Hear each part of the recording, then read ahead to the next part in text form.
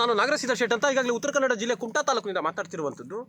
ವಿಷಯ ಏನಂತ ಕೇಳಿದ್ರೆ, ನಮಗೆ ಒಬ್ಬರು ಕಮಲಾಸನ್ ಹೇಳಿದ್ರಲ್ಲ, ತಮಿಳ್ನಾಡಿನಲ್ಲಿ ಚೋಳರ ಕಾಲದಲ್ಲಿ ದೇವಸ್ಥಾನ ಇಲ್ಲಾಗಿತ್ತು ಅಂತ ಹೇಳಿದ್ರು. ಒಬ್ಬಕ್ಕೆ ನಂಗೆ ಹೇಳ್ದೆ, ನನ್ನ ಫ್ರೆಂಡ್ ಗೆಳೆಯ ಹೇಳ್ದೆ, ಅಲ್ಲ ಆ ಟೈಮ್ನಲ್ಲಿ ಚೋಳರ ಕಾಲದಲ್ಲಿ ದೇವಸ್ಥಾನ ಇತ್ತು, ಆದರೆ ಮಳೆ ಬಂದಾಗ ಅದು ಕೊಡೆ ಇಲ್ಲಾಗಿತ್ತು, ಛತ್ರಿ ಇಲ್ಲಾಗಿತ್ತು, ಅದಕ್ಕೆ ಅವರು ದೇವಸ್ಥಾನದಲ್ಲಿ ಬಂದು ನಿಂತ್ಕೊಳ್ತಿದ್ರು ಅಂತ ನಾನು ಹೇಳಿದೆ.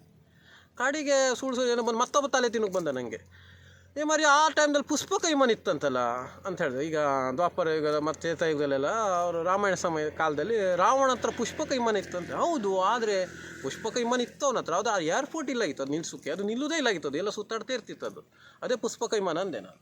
ಹೌದು, ಕಡೆಗೆ ರಾವಣಿಗೆ 10 ತಲೆ ಇತ್ತಲ್ಲ ಅಂದ್ರೆ, 10 ತಲೆ ಇತ್ತು, ಮತ್ತು ಅವನು 10 ತಲೆಗೆ ಒಂದೊಂದು ಬ್ಯಾಂಕ್ ಅಕೌಂಟ್ ಇತ್ತು, ಪಾಸ್ಬುಕ್ ಇತ್ತು ಅವನು ಅಂದೆ. ಹೌದು, ಕಡೆಗೆ ನನಗೆ ನೀ ಹಿಂಗೆ ಮಾತಾಡ್ತೆ ಹಾಗೆ ಮಾತಾಡ್ತೆ ಅಂದ. ನಡಿಯ ಮೊಕ ತಗೊಂಡೆ ಅಂದೆ ನಾನು. ಎಂತಕ್ಕಂದರೆ ಈಗ ನೋಡು, ಅಪ್ಪನ ಮಾತು ಮಗ ಕೇಳೋದಿಲ್ಲ, ಗಂಡನ ಮಾತು ಹೆಂಡತಿ ಕೇಳೋದಿಲ್ಲ, ನಿನ್ನ ಮಾತಂತ ಇಲ್ಲಿ ಯಾರು ಕೇಳೋದಿಲ್ಲ. ನೀ ಮನೆಗೆ ಹೋಗ್ಕೊಂಡು ಊಟ ಮಾಡ್ಕೊಂಡು ಪಡಿ ಕಾಸು ಮಾಡ್ಕೊಂಡು ಮನಿಕ ಅಂತ ಹೇಳಿದೆ ನಾನು ಅವನಿಗೆ.